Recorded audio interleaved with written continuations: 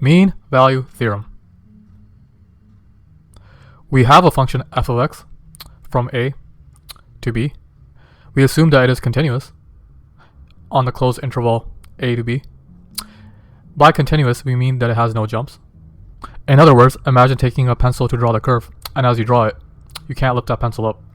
That's what we mean by continuous.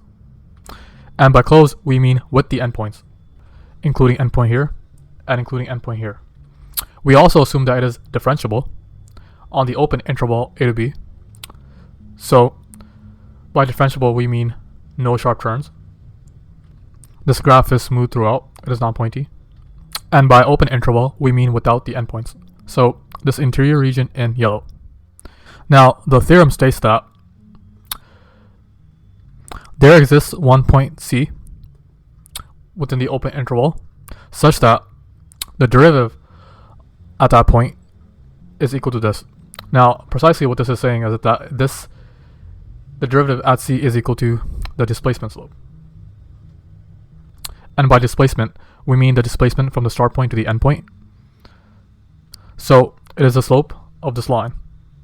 Now, just by looking at this graph, we can already see this. We can see the same slope at point C1, at C2, and at C3. But this visual alone is not enough to prove this. So let's go ahead and lazy prove this. For a moment, let's just focus in on the curve itself. Let's draw the start arrow in blue and the end arrow in red. These are the directions of the curve at those times. And let's draw the arrow for the displacement in yellow. Now let's extend these arrows onto a circle. Now, if this curve is differentiable, that means it cannot have any sharp turns. In other words, this blue arrow has to get to this red arrow in a smooth fashion. So like this. Thus, this smooth turning action invokes that it has to cross this yellow arrow. Therefore, there has to exist a point where this yellow arrow exists. If it wasn't differentiable, then we could have sharp turns such that this yellow arrow could be skipped. So we could skip this region. We could just jump from this arrow to this arrow. Now right away, as we follow on the curve, we can see this happening in real time. The arrow is turning, hits a yellow, turning, hits a yellow, and then turning, hits a yellow one final time. And by the way, if a function is differentiable, it implies that it is also continuous.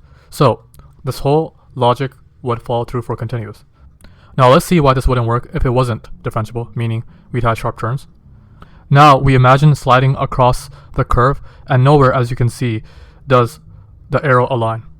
Now let's again imagine if it wasn't continuous. So for example, if we had a jump, again sliding across, the arrows don't align, and this completes the proof.